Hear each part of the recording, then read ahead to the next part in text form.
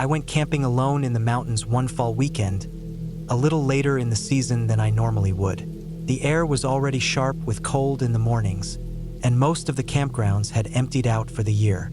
I wanted some peace and quiet, so I hiked a few miles past the official sites and set up my tent in a clearing beside a small creek. The woods were silent except for the water moving over rocks and the occasional chatter of birds overhead.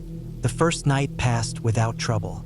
I cooked a small meal on my stove, sat under the stars until the cold forced me into my sleeping bag, and drifted off with the sound of the creek in the background. But the second night was different. It started with noises. I had been laying in my bag, not quite asleep, when I heard branches snapping off in the darkness beyond my tent. Heavy steps. They weren't cautious or quick like a deer's, but slow, deliberate, and spaced out. I froze, listening hard, every muscle tight. I thought it might just be another camper passing through, but then I caught the sound of sniffing, low and steady. That's when it hit me bare.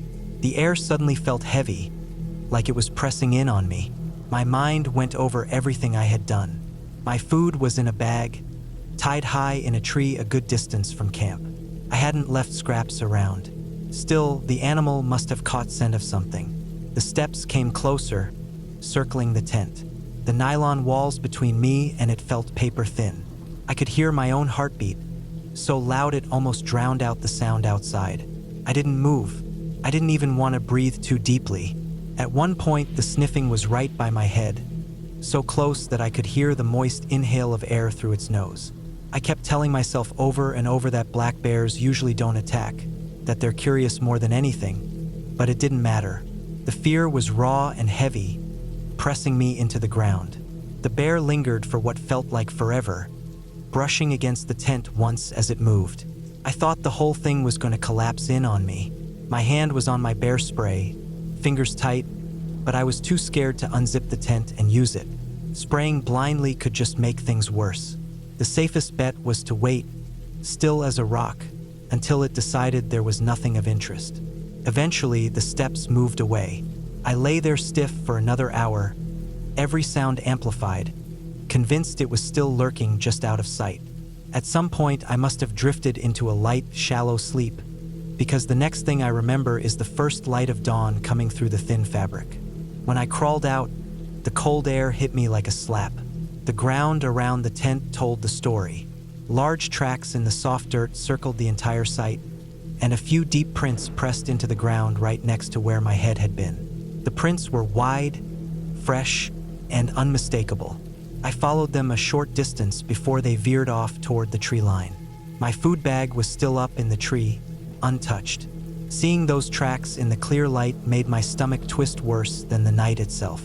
In the moment, fear had dulled things, but standing there, realizing just how close I had been to something that big and powerful, and knowing that the only thing separating us was a thin layer of fabric, made me shake. The rest of the morning I moved quickly. I boiled water for coffee, but I couldn't eat. My hands wouldn't stop trembling. I kept glancing at the tree line, convinced the bear might come back.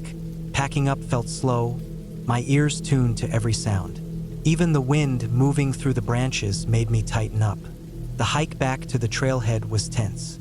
Every bend in the trail made me feel like I might see that hulking shape ahead of me. I made noise on purpose, clapping my hands and dragging my trekking pole along rocks to announce my presence, just like the books say to do. The forest seemed heavier than usual, the silence broken only by my own nervous attempts to scare off anything that might be watching. When I finally reached the lot and saw my car sitting alone, I felt a wave of relief wash through me. The air smelled like dust and gasoline instead of damp earth and animal musk. Climbing inside and shutting the door was like sealing myself back in a safe box. On the drive out, I kept thinking about what I could have done differently. In truth, I had done most things right: food stored, camp clean, bear spray at hand. But being prepared doesn't erase the reality of what it feels like when something wild and hungry moves around your camp in the dead of night. I thought I was ready for the idea of it, but the reality was something else entirely. That night taught me something important about the woods. They're beautiful, yes, but they're also alive in ways that don't care about you. Out there, you're just another body in the dark, And if something bigger and stronger wants to test you, you don't get much say in the matter. When I finally pulled onto the main road and the trees thinned out, I realized I hadn't unclenched my jaw the entire drive. My body ached from how tense I had been. I knew I'd camp again, maybe even in the same mountains, but I also knew I'd never hear a snapping branch in the dark the same way again. It wouldn't be just a sound anymore. It would be a reminder of how close I had come to being at the mercy of something wild and hungry. That was the clear truth of it. There was nothing I could really do in that moment but stay calm, stay still, and hope the bear lost interest. And luckily, it did. If it hadn't, I don't know how the story would have ended. I had been camping in mountain lion country before, but there's a big difference between knowing you might run into one and actually realizing you're being watched. That weekend, I had gone out on my own into a stretch of woods that I knew had a history of sightings. The plan was simple: set up camp a few miles off the main trail, stay a couple nights, and enjoy the quiet. I'd read all the advice. Keep alert, don't hike alone at night. Make yourself big and loud if you run into one, and always be aware of what's behind you. I thought I had those rules tucked away in the back of my mind. The first day went well. The air was cool, the trail was empty, and the forest was thick with pine and oak. By late afternoon, I had picked a spot near a ridge where I could see down into a wide canyon. I set up my tent, cooked a simple meal, and sat watching the sun fade. By the time I crawled into my bag, the air was sharp with cold, and the night was darker than I expected. I fell asleep listening to branches creak in the wind. The second night is when it happened. I had spent most of the day exploring, hiking down along a dry creek bed, and by the time I got back to camp, it was already dusk. I heated some food, sat for a while, and decided to stretch my legs with a short walk before calling it a night. I grabbed my flashlight and headed along the ridge, the beam cutting a pale tunnel through the dark. The trail was narrow, hemmed in with brush on both sides. The deeper I went, the quieter everything got. The wind had died, and even the insects seemed still. That's when the thought hit me, check behind. It wasn't paranoia exactly, more like instinct tugging at me. I swung the light around, and for a split second the beam caught two faint, pale glints. They vanished as quick as I saw them, but my stomach dropped. I shined low to the ground. I froze, the air in my throat catching. My heart was hammering so hard I could hear it in my ears. I swept the beam back and forth but saw nothing, just branches and shadows. Still, I knew I hadn't imagined it. I stood there a long minute, every nerve in my body wired, before slowly backing down the trail toward camp. Every few steps I turned and scanned, my hands shaking so much the beam jittered over the trees. Back at camp, the fear didn't fade. I kept the flashlight in one hand and a stick in the other as I crouched by the fire ring. The woods felt alive in a different way now, like something had shifted. I knew mountain lions hunt by ambush, that they'll follow quietly, waiting for a moment of weakness. That thought looped in my mind over and over. I could almost feel eyes on me, sliding through the dark brush just out of sight. I forced myself to stay awake longer than usual, sitting by the fire until only red coals glowed. When I finally crawled into the tent, I laid there with my headlamp on, checking the walls of fabric like I might see a shadow pass. Sleep came in fits, broken by every rustle outside. Once I thought I heard a soft pad of movement circling the tent, but when I held my breath and listened harder, it was gone. Morning brought some relief, but not much. Around the camp were no obvious tracks, but the ground was hard and rocky. That didn't mean anything. As I packed a small day bag for a hike, I told myself I'd stay more alert, check behind often, and make noise as I walked. Still, the unease clung to me. The trail that day wound along the canyon edge again, narrow and shaded. I tried to stay relaxed, swinging my arms wide, tapping my trekking pole against rocks to make sound. Every so often I stopped and scanned behind. Most of the time I saw nothing but empty trail. But once, mid-morning, I caught that same faint reflection deep in the brush. Two eyes again, low, still watching. My throat went dry. I raised my arms, waved them, and yelled. Just noise, raw and loud. The brush didn't move. I shouted again. clapped my hands, stomped the ground. Then, finally, the eyes blinked out. I couldn't hear it leave, no crashing, no retreat, just gone. But I knew better. Mountain lions move like shadows. Just because I couldn't see it didn't mean it wasn't still there. The rest of the hike turned into a steady rhythm of walking, stopping, scanning, yelling. My nerves were frayed, but I forced myself to keep going until the sun dropped lower. The idea of being caught on the trail after dark with one nearby was too much. I cut the day short and went back to camp.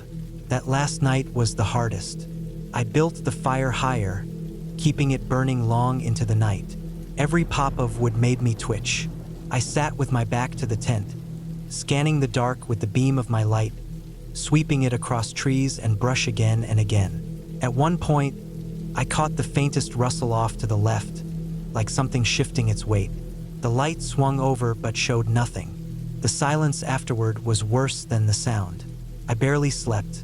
Each time I dozed, I snapped awake certain I had heard breathing or the faint crunch of a footstep. My body stayed tight and coiled, like I was ready to spring even inside the tent. When dawn finally came, I was already half-packed, shoving gear into my bag with clumsy hands. The forest looked different in daylight, calmer, empty, but I knew it wasn't. Somewhere in that brush, a lion had been moving, maybe watching me closer than I ever saw it. The hike out was long and tense. Every rise and turn in the trail I checked behind me, shouting at the trees, clapping my hands. The weight of being followed stuck to me like a second shadow. By the time I reached the trailhead and saw the empty gravel lot, I felt wrung out, hollow. Driving home, I kept replaying it. Those eyes shining for just a moment, the silence after making noise, the sense of something pacing the edge of my camp. The advice had been right. Get big, get loud, make sure it knows you see it. But the advice never really captures what it feels like in the moment. Your body screaming at you to run, every instinct telling you something stronger, faster, hungrier might be sizing you up. I realized that was the scariest part. Not the thought of being attacked, but knowing I had been watched, followed, tested, and only spared because the animal decided I wasn't worth it. Out there, you're never the one in control. When I finally pulled into my driveway, the normal world felt strange. Houses, cars, people walking dogs. It was safe, structured, predictable. But I knew the image of those eyes in the dark would stay with me. A reminder that the wild doesn't care about your comfort. It only cares about survival. And that weekend, I was lucky enough that survival worked in my favor. I had read all the advice about what to do if I ever came across a mountain lion. But advice always feels far away until the moment you actually need it. That winter, I went camping alone in the mountains, even though snow was thick on the ground. I liked the silence of the woods in winter, the way the air carried sound, the way everything felt sharp and stripped down.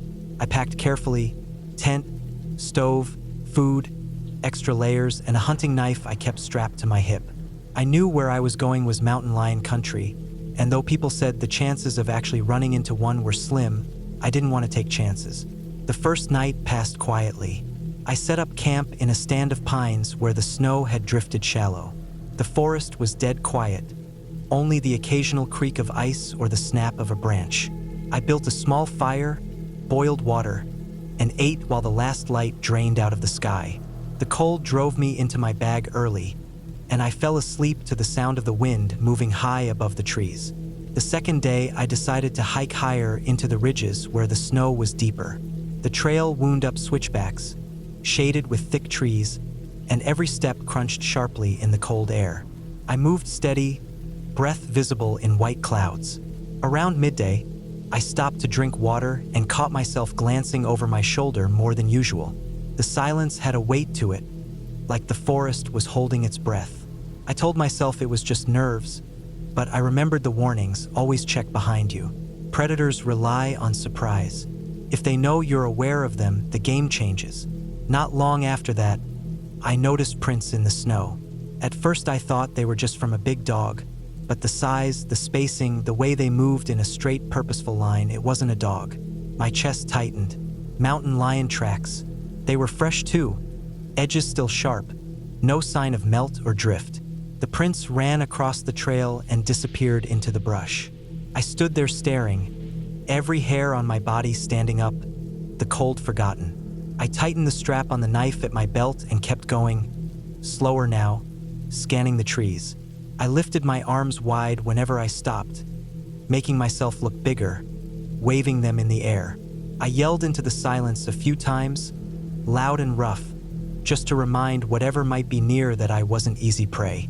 The sound echoed off the ridge, sharp and strange in the stillness. It wasn't long after that I saw it. I had come around a bend where the trees opened slightly, and there it was on the ridge above me, tan, long, powerful. A mountain lion. Its body was low, muscles rippling under its coat, tail flicking slowly back and forth. Its head was turned toward me, eyes locked. For a second I froze, the cold air burning in my lungs. Every instinct screamed at me to run, but I knew that was the worst thing I could do. Running meant prey. Running meant chase. So I forced myself to stand tall. I raised my arms high, made my jacket flare out wide, and yelled as loud as I could. The sound tore out of me, raw and sharp. The lion didn't move at first. It just stared, still as stone, eyes fixed. I grabbed a metal pot from the side pocket of my pack and banged it against a rock, the clang echoing sharp through the trees. The sound was harsh, unnatural. The lion's ears flicked, its tail twitched. I kept yelling, my voice breaking but loud, and slowly it turned its head away. With one powerful leap it moved into the trees, silent as a shadow.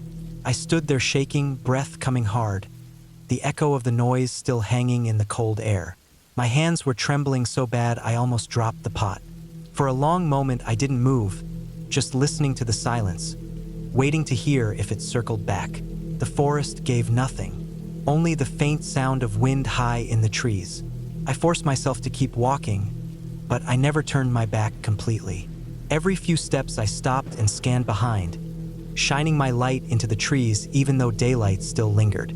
I yelled from time to time, swung my arms wide, and tapped the knife hilt against my belt for reassurance. The trail stretched longer than I remembered, each turn a place where it could be waiting. By the time I made it back to camp, the sun was dropping fast. The sky had that gray-blue tint that comes before full dark. I built the fire higher than usual, the crack of wood breaking sharp in the air. I sat close, scanning the tree line again and again, jumping at every snap of ice or crack of wood. My knife stayed strapped on, and I kept the pot and rock beside me, ready to make noise again if I had to. That night's sleep was almost impossible. Each time I started to drift, I jolted awake, certain I heard a pad of movement outside the tent. Sometimes it was just snow sliding off branches, sometimes the pop of the fire, but every sound set me rigid. My nerves stayed tight, like a wire pulled to the breaking point. When dawn finally came, pale and weak, I packed quickly. My fingers fumbled with the cold, but I shoved gear into my bag with urgency. The hike back down was slower, every step careful, every glance behind me sharp. I yelled often, clapped my hands, banged the pot against my trekking pole. The forest gave nothing back, but I never shook the sense that I was being watched. By the time I reached the trailhead, my whole body felt drained. The parking lot, the car, even the sight of the road cutting through the trees felt like a barrier back to safety. I sat in the car for a long time before I could bring myself to drive, hands tight on the wheel, eyes still scanning the edges of the lot like something might appear. On the drive home, I thought about how close it had been. A few seconds of stillness, a stare from something built to kill silently. The advice had been right: don't run, get big, get loud, use sound that cuts sharp through the quiet. The lion had decided I wasn't worth the risk, but it wasn't because I was stronger. It was because I made myself something it didn't want to bother with. Out there, that was all that separated me from becoming prey. The truth sank in slowly on that drive. You're not the one in control in those woods. You're just another animal moving through, hoping the bigger predator decides to pass you by. And for me, that winter day, it did. I'll never forget the way those eyes locked on me, or how small I felt in that moment. The forest gave me back my life, but it reminded me what it could take if it wanted. That's the line you walk every time you camp out there. Thin fabric, sharp cold, and the silent eyes of something watching from the trees. I went into the mountains for what I thought would be a quiet camping trip. I had done this kind of thing before, gone out by myself, packed light, set up a tent near a creek, and just enjoyed the silence. The forecast had been clear, the air was cool but not freezing, and I figured it would be a good two-night break from everything. I parked at the small trailhead lot, slung my pack over my shoulders, and started hiking deeper into the backcountry. The trail was a mix of dirt, roots, and pine needles, and the smell of the woods felt clean and sharp. When I picked my campsite, I chose a small clearing not far from the trail but tucked in enough that no one passing by could see it easily. There was a thin line of trees behind me, a slope leading down to a creek 100 feet away, and a ridge that rose up high on the other side. I pitched my tent on flat ground, hung my food in a bear bag off a branch, and gathered enough wood for a small fire. By evening, I was sitting on a log, warming my hands over the flames, eating something simple from a tin. The first night went smoothly. I heard the usual forest sounds: owls calling, branches creaking in the wind, the occasional snap that made me pause but turned out to be nothing. I slept light like I usually do outdoors, waking up every so often just to listen. Nothing happened, and by morning I felt rested enough. The second day, I spent time walking along the ridge, taking in the views. Snow still clung to the shaded parts of the slopes, and I spotted deer moving low in the valley. I thought about how peaceful everything was, how good it felt to be away from noise and people. When I got back to camp that afternoon, I made a small fire again, ate, and settled in early. The woods got quiet, heavier somehow, as the sun dropped. That kind of silence you feel more than hear. I must have been asleep for only a few hours when I woke up suddenly. There was no sound at first, just that heavy, pressing stillness. I lay there listening, holding my breath, waiting. Then I heard it, heavy steps moving through the brush. Not quick, not careless, but slow, steady, deliberate. My heart started pounding. It wasn't a deer. I knew that much. The weight behind each step was different. It was something bigger. I reached for the hunting knife I always kept in the side pocket of my pack. My hands were shaking a little, but I forced myself to stay quiet. The steps came closer, and then I heard the low, deep grunt of a bear. My blood ran cold. I knew the basics. Black bears usually didn't want anything to do with people. Grizzlies, though, that was another story. You had to know how to handle each one. If a black bear attacked, you fought back hard because they'd eat you alive. If a grizzly attacked, you played dead because they weren't usually out to eat right away. They'd bluff, they'd maul, sometimes bury you and come back later. It was a cruel thought, but I had run that rule of thumb through my head enough times to know it was serious. The bear moved closer to the edge of my camp. I could hear it sniffing, huffing, brushing against the undergrowth. I knew my food was hung up a ways off, but maybe the smell of past meals had lingered. My fire had burned low, just a faint glow now, not enough to keep much away. I slid out of my sleeping bag as quietly as I could and sat there, knife in hand, trying to think. The bear's shadow shifted against the faint glow of the fire, and then I saw the outline. Big shoulders, thick body, the kind of shape that made me certain this wasn't a small black bear. My gut said grizzly. I felt pinned, like my tent was suddenly the smallest, weakest shelter in the world. I forced myself to breathe slowly, to remember what I'd learned. Running was the worst thing I could do. That would trigger a chase instantly. So I stayed where I was, sitting still, trying to make my body calm even though my chest was tight with panic. The bear moved closer, circling the camp slowly. Every time it shifted, I could hear its breath, deep and steady, came within 10 feet of the tent. I could hear the sound of its paws in the dirt, the low growl in its throat. My knife felt small in my hand, almost useless against something like that. I thought about stepping out, trying to make myself look big, but if it was a grizzly, that could push it into a charge. I had to read it right, and the dark made that almost impossible. The bear lingered for what felt like forever, sniffing around, grunting, pawing at the ground. I stayed still, gripping the knife, barely moving a muscle. My mind was racing with the rules I knew. Black bear, fight. Grizzly, play dead.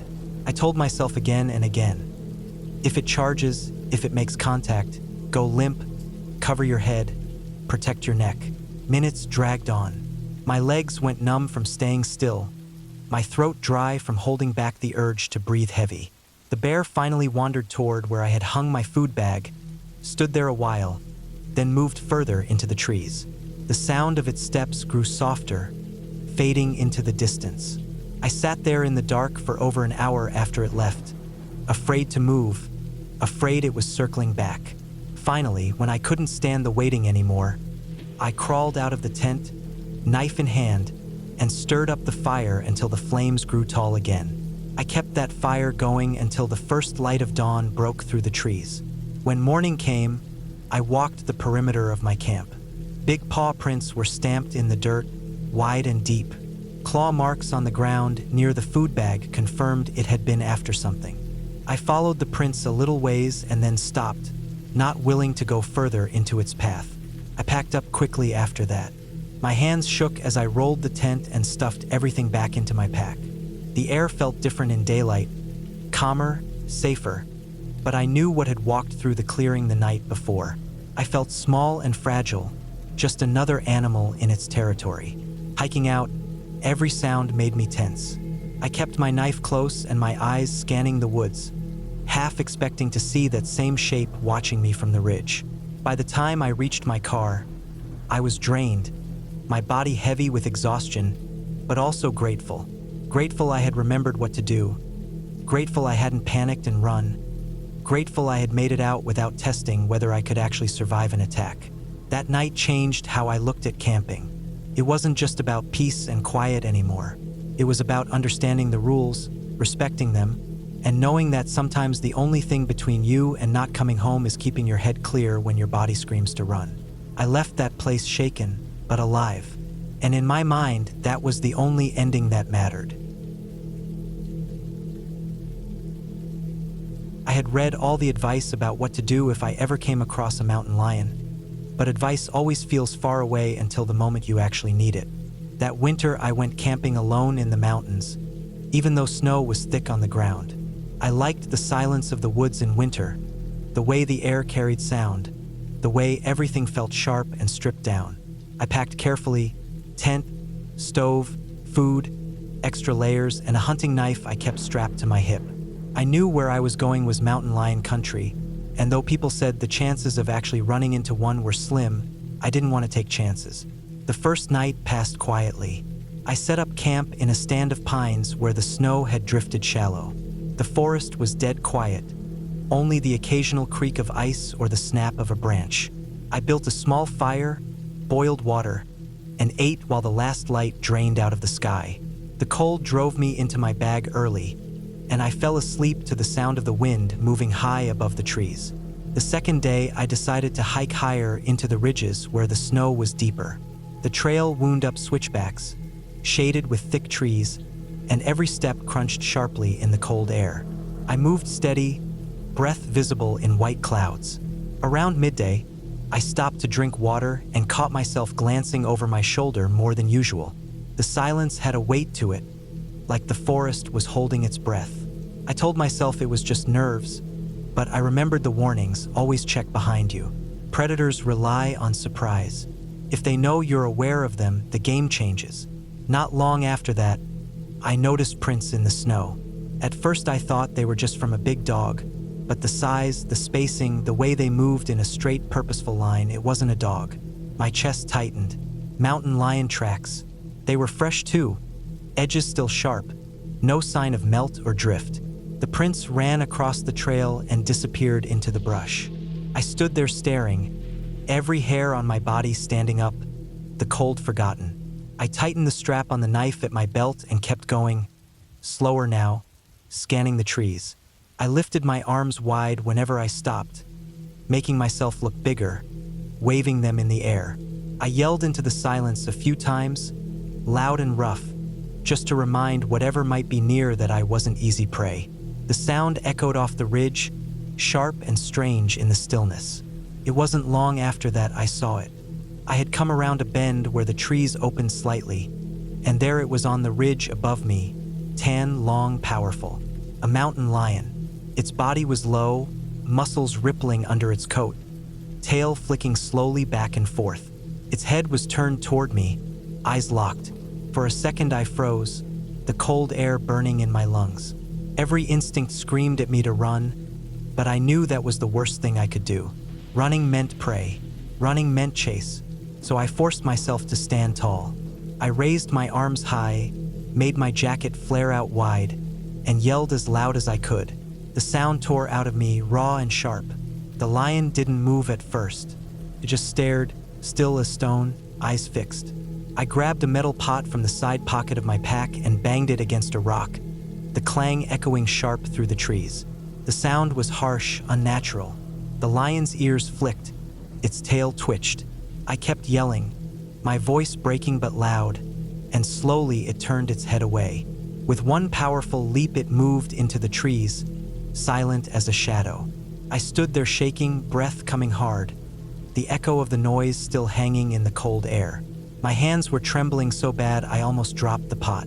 For a long moment I didn't move, just listening to the silence, waiting to hear if it circled back. The forest gave nothing, only the faint sound of wind high in the trees. I forced myself to keep walking, but I never turned my back completely. Every few steps I stopped and scanned behind, shining my light into the trees even though daylight still lingered. I yelled from time to time, swung my arms wide, and tapped the knife hilt against my belt for reassurance. The trail stretched longer than I remembered, each turn a place where it could be waiting. By the time I made it back to camp, the sun was dropping fast. The sky had that gray-blue tint that comes before full dark. I built the fire higher than usual, the crack of wood breaking sharp in the air. I sat close, scanning the tree line again and again, jumping at every snap of ice or crack of wood. My knife stayed strapped on, and I kept the pot and rock beside me, ready to make noise again if I had to. That night's sleep was almost impossible. Each time I started to drift, I jolted awake, certain I heard a pad of movement outside the tent. Sometimes it was just snow sliding off branches, sometimes the pop of the fire, but every sound set me rigid. My nerves stayed tight, like a wire pulled to the breaking point. When dawn finally came, pale and weak, I packed quickly. My fingers fumbled with the cold, but I shoved gear into my bag with urgency. The hike back down was slower, every step careful, every glance behind me sharp. I yelled often, clapped my hands, banged the pot against my trekking pole. The forest gave nothing back, but I never shook the sense that I was being watched. By the time I reached the trailhead, my whole body felt drained. The parking lot, the car, even the sight of the road cutting through the trees felt like a barrier back to safety. I sat in the car for a long time before I could bring myself to drive, hands tight on the wheel, eyes still scanning the edges of the lot like something might appear. On the drive home, I thought about how close it had been. A few seconds of stillness, a stare from something built to kill silently. The advice had been right: don't run, get big, get loud, use sound that cuts sharp through the quiet. The lion had decided I wasn't worth the risk, but it wasn't because I was stronger. It was because I made myself something it didn't want to bother with. Out there, that was all that separated me from becoming prey. The truth sank in slowly on that drive. You're not the one in control in those woods. You're just another animal moving through, hoping the bigger predator decides to pass you by. And for me, that winter day, it did. I'll never forget the way those eyes locked on me, or how small I felt in that moment. The forest gave me back my life, but it reminded me what it could take if it wanted. That's the line you walk every time you camp out there. Thin fabric, sharp cold, and the silent eyes of something watching from the trees. We had been walking most of the day when we finally decided to stop and rest. My girlfriend and I were on the North Country Trail, doing an overnight hike, carrying enough gear to sleep light and move fast. The trail was quiet that afternoon. Not another hiker in sight, just the steady rhythm of our boots on dirt and the sound of wind pushing through the trees. We had put in enough miles that our legs felt heavy, and when we saw a stretch of woods with trees spaced just right for hammocks, we decided to take advantage of it. We were about 30 feet off the trail, tucked into a little patch where the ground was soft and the shade kept things cool. The air smelled of pine and damp earth, and the sound of birds carried faintly above us. I strung my hammock between two solid trees, double-checked the straps, and slid in. She did the same just a few feet away. The relief of being off my feet was instant. The hammock swayed gently, and before long, we both drifted into that shallow, half-awake kind of nap you get outdoors. Restful but always alert. I don't know how long I'd been out when I heard it. A small noise. Not much at first, just a rustle like something brushing against the leaves. My eyes opened immediately. In the woods, even the smallest sound can get your attention fast, because it almost always means something is moving nearby. I pushed myself up a little in the hammock and looked around. That's when I saw it. Coyote. It was standing not more than 10 feet away, its body low and lean, ears upright, and its eyes fixed directly on me. We locked eyes for a second that stretched longer than it should have. My heart picked up.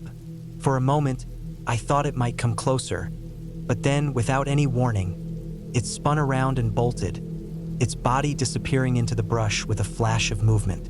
But what got me wasn't the coyote running. It was the sound that came at the exact same time from the opposite side of where we were resting. Something bigger, heavier, crashed through the undergrowth, heading away from us.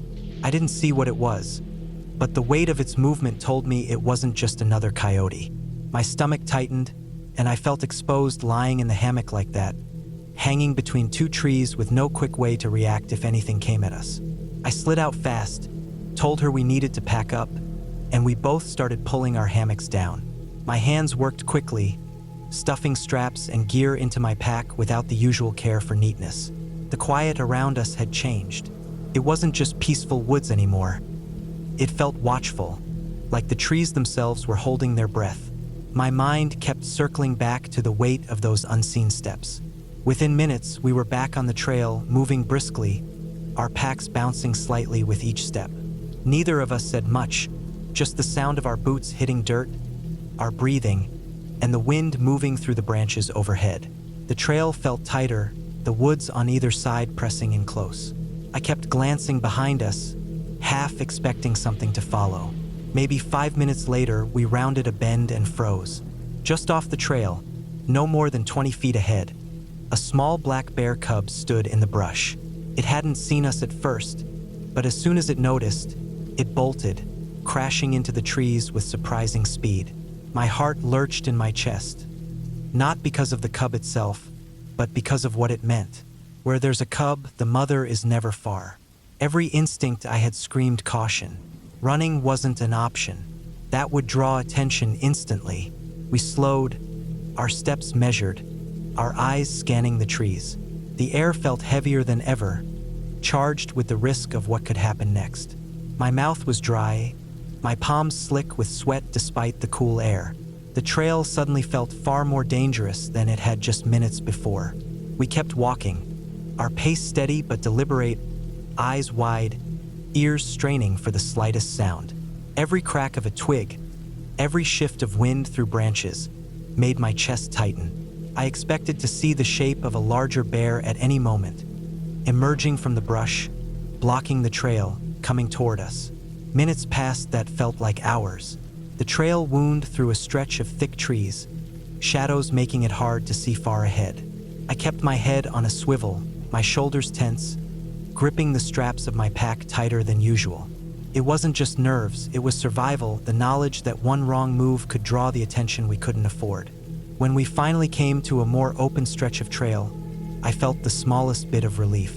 The woods thinned slightly, the undergrowth less dense, giving us more visibility. Still, I didn't shake the feeling of being watched. My ears picked up every sound, distant bird calls, the creak of a branch, the faint snap of something moving deeper in the trees. Each sound pulled my focus, raising my pulse, until we put more and more distance between ourselves and where we had seen that cub. By the time we found a new spot to rest, further down the trail, in a clearing with wide visibility on all sides, the weight of the tension started to ease, though it never disappeared completely. We sat quietly for a while, just letting our nerves settle, breathing slow, listening to the ordinary sounds of the forest return. The rest of the hike out wasn't easy. Every step felt deliberate. Every shadow caught my eye. Every sound put me on edge. But eventually, the miles added up, and the trail carried us back towards safer ground. The car waiting at the trailhead felt like a solid wall between us and whatever had been out there. Looking back on it, I realized how fast things can change in the woods. One moment we were napping in hammocks, lulled by the silence, and the next we were tangled up in the presence of coyotes, something heavier moving unseen, and a black bear cub that could have led to real danger if its mother had been closer. It wasn't the kind of story where something attacked, where claws or teeth came close. But the fear was real, the kind that sits deep in your chest because you know just how thin the line is between calm and chaos out there. We walked away with nothing more than pounding hearts and sharper awareness. But that was enough to remind me how small we really are in those woods. The ending was simple but clear. We got out safe, but not untouched. The trail had shown us how quickly the rules can shift, how fragile a sense of security really is when you're sharing space with animals that own the land more than you ever could. It was a lesson pressed into me with every nervous step after that cub ran. A reminder that out there, you're never really alone, and every sound might mean more than you think. That trip started out like nothing more than a quick weekend getaway into the woods. I had been needing a break from work, and a night or two camping always did the trick. The plan was simple: hike a few miles into the forest, set up camp near water, cook a small meal, and just enjoy the silence that you only really find away from roads and people.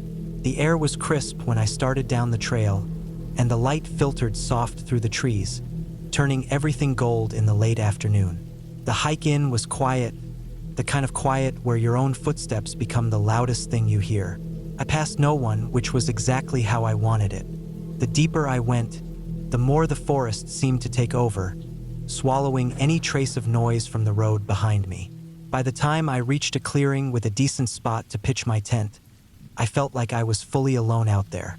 I set up my tent near a patch of pines, not too far from a creek where I could refill water.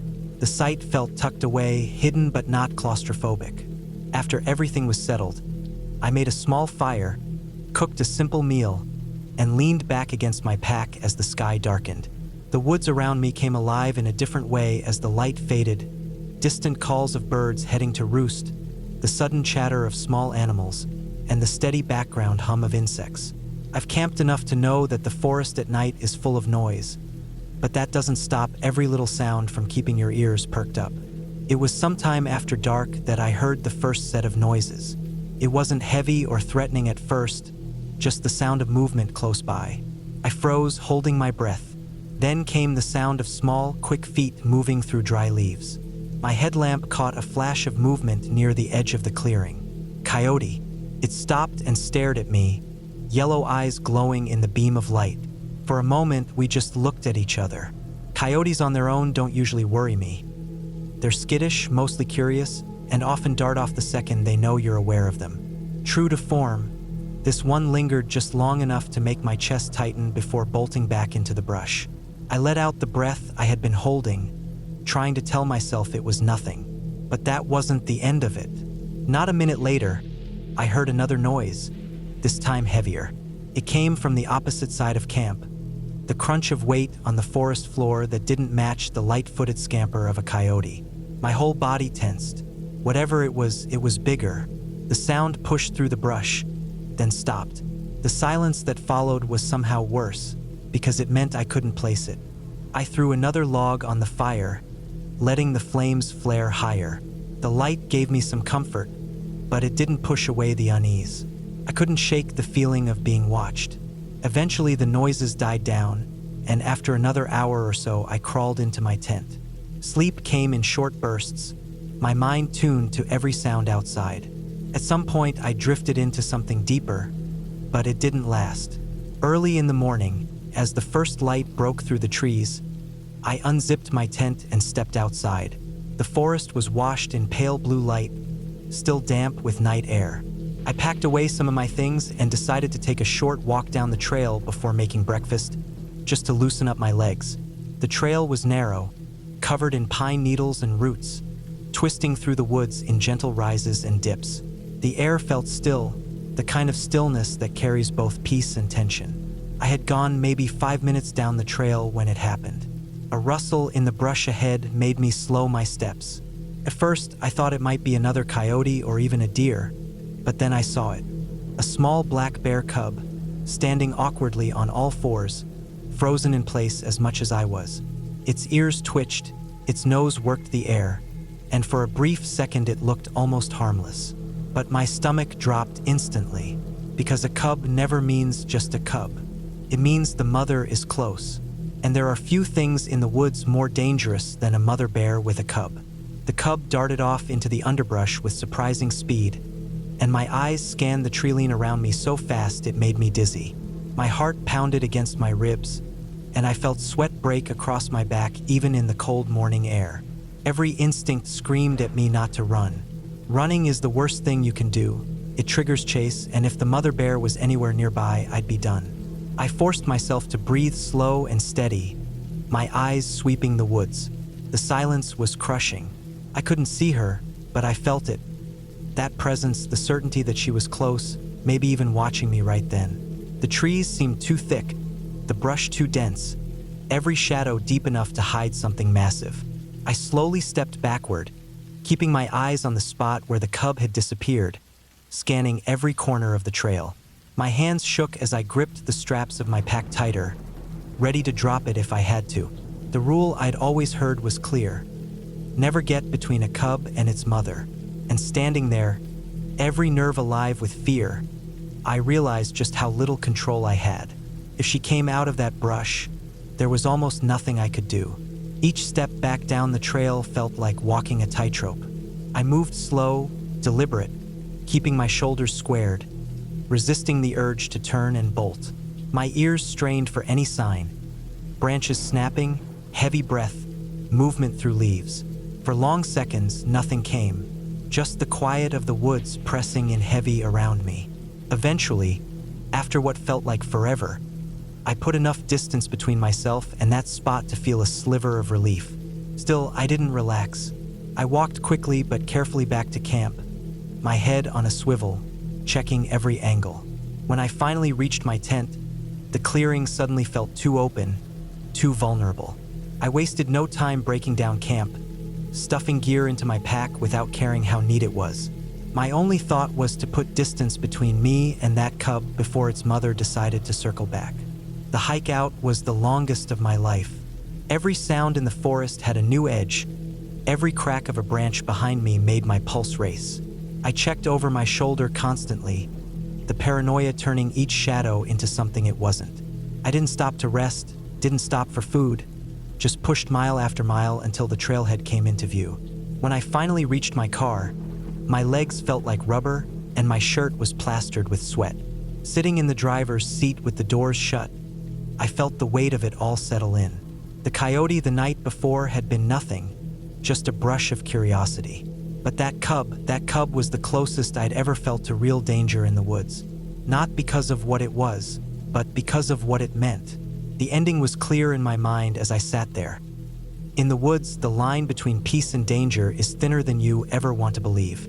Coyotes won't usually cause trouble, but a bear cub is never just a cub. It's a warning, and the mother who follows is not something you want to test. That morning drove it home for me more than any book or advice ever could. Out there, awareness is survival, and even then, sometimes you're just one unlucky step away from finding yourself on the wrong side of nature. Backpacking through the Sawtooth Range in Idaho was one of those trips I had been dreaming about for years. The rugged peaks, the icy lakes, and the way the valleys folded in on themselves. It felt wild and untouched, a place where nature still made the rules. I had been on plenty of hikes and campouts before, but something about the Sawtooths made me feel smaller than I ever had. The mountains had a way of towering over you, almost reminding you that you were just a temporary visitor passing through a place that had existed long before you and would keep on long after. On that trip, we set up camp at the bottom of a narrow valley. It wasn't the kind of wide, gentle valley with a stream running through. This one was steep, rocky, almost claustrophobic. The walls shot up on either side like they'd been hacked apart with a blade, jagged cliffs with loose rock that looked like it could crumble at any second. The campsite itself was flat enough, a rare patch of dirt and grass near some scattered trees, but when I looked up, I could see piles of talus clinging to the slopes, waiting for gravity to take them. Even during daylight, it gave me an uneasy feeling, though I tried not to dwell on it. By the time night fell, the air in the valley had dropped to that sharp alpine chill. We crawled into our tents, zipped our bags tight, and let the quiet sink in. The silence in places like that is something you can't describe unless you've been there. No hum of traffic, no faint drone of civilization. Just the occasional wind rushing down from the peaks and the creak of trees shifting in the cold. It's peaceful at first, but if you lie awake long enough, the silence becomes heavy, almost oppressive, like the whole valley is holding its breath. I don't know what time it was when it happened. The night was so black that even if I had unzipped the tent, I wouldn't have seen more than a foot in front of me. That was when I heard it. The first crack of rock against rock, sharp and sudden, bouncing down the cliffs somewhere above us. At first, I thought it was just one, but then came another, and another. Within seconds, the whole valley seemed to roar with it. The sound grew louder, angrier, as rocks tumbled and smashed their way down the steep wall. It was the kind of sound that makes your blood go cold. Not just noise, but destruction. You could hear the boulders gaining speed, colliding with others, knocking over trees as if they were matchsticks. Every impact shook the ground faintly beneath me. The valley amplified it, bouncing the noise around until I couldn't tell where the rocks were or how close they might be. My first instinct was to run, to throw open the tent flap and sprint anywhere else. But the second I thought about it, I froze. Out there, in that darkness, I wouldn't see anything. The boulders could be falling straight toward me or 50 yards away, and I would have no idea until one crushed me. There was no safe direction to run. No high ground, no cover. Just steep cliffs funneling debris into the bottom where we had pitched our tents. My mind raced through every option, and each one ended the same. Blind panic in the dark. So I stayed put. Every muscle in my body locked stiff, breath shallow, as if staying still could somehow make me less of a target. I pressed down against the floor of the tent, as if a few millimeters closer to the ground would make a difference. My dog back home had a habit of hiding under the table during thunderstorms, and in that moment, I understood exactly what she felt. Helplessness, the knowledge that nothing you do will change the outcome. The rocks tore through the night for what felt like forever. Each crash sounded closer than the last. I pictured one the size of a car smashing through the trees, rolling straight over my tent like it was tissue paper. I could almost see it in my head, the tent flattening, the weight crushing down in an instant.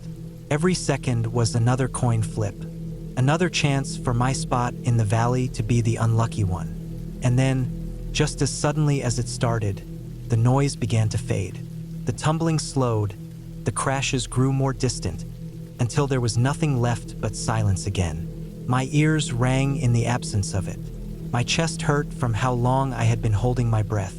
For a long time, I didn't move, couldn't. The darkness around me felt alive, like the mountain itself had just reminded us how fragile we were down there in its shadow. When the first light of morning finally touched the valley, I unzipped the tent and stepped out, my legs shaky. The air was sharp and clean, the sky a pale gray just before sunrise. I scanned the slopes above us, half expecting to see a fresh scar carved into the cliff, trees splintered, rocks piled up against the valley floor. But there was nothing obvious. The slopes looked the same as they had the day before. No broken trees, no new debris near camp. For all I knew, the boulders had stopped a quarter-mile away, just out of sight. That almost unsettled me more. The idea that all that chaos, all that power, had thundered down so close, yet left no trace where I could see it. It made the valley feel unpredictable, like at any moment it could happen again, and next time we might not be so lucky. The rest of the trip, I couldn't shake that feeling. Every time I looked up at the cliffs, I imagined loose rock waiting for the smallest nudge. The wind, an animal, or even just time. All it would take was one shift, and everything below would be at its mercy. I realized how fragile the decision to camp in a place like that had been. We had picked the spot because it was flat, because it was sheltered from the wind, because it seemed convenient. But convenience doesn't matter when you're sleeping in the path of a mountain's collapse. That night in the tent taught me something I'll never forget. It wasn't just about being scared, it was about facing the truth that in the wilderness, there are no guarantees. No matter how careful you are, how well prepared, sometimes you're simply at the mercy of the land. And the worst part of all was the helplessness. Lying there in the dark, knowing that if those rocks were headed my way, there was nothing I could do but wait for the impact. When we finally hiked out of that valley, I felt lighter with every step we climbed away from those steep walls. I knew I'd keep backpacking, keep sleeping under the stars, but I also knew I would never again look at a steep valley floor as a safe place to camp. The silence of the mountains wasn't peaceful anymore.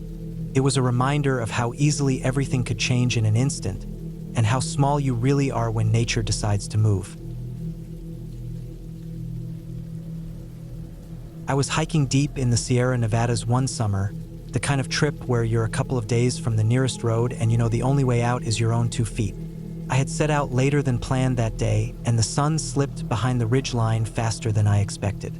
By the time I was closing in on the spot I'd marked for camp, the forest was already heavy with shadows. There's a difference between hiking during the day and hiking after the light is gone. During the day, even in the deepest woods, there's a comfort to it. You see the trail ahead, the details of the trees, the scatter of birds overhead. At night it changes. The air cools sharply, the silence spreads thicker, and the darkness presses close on all sides of you. Even with a headlamp or flashlight, it feels like you're moving in a small bubble of light with an ocean of black just beyond. That night, I felt it more than usual.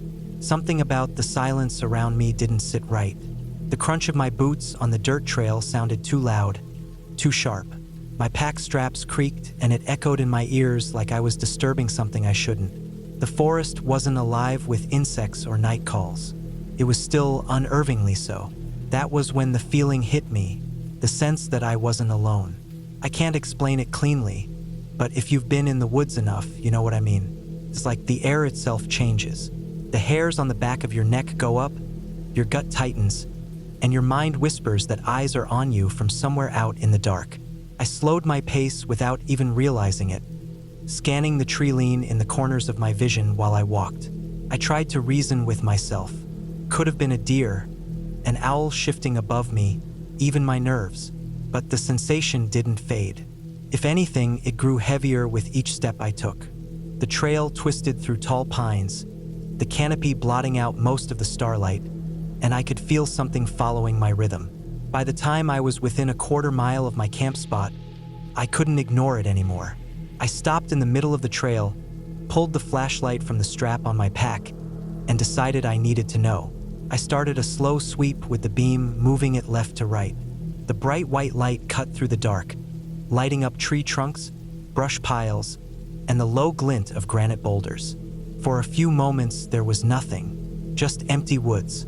Then halfway through my arc, the light caught something, 2 small points glowing back at me. My chest clenched.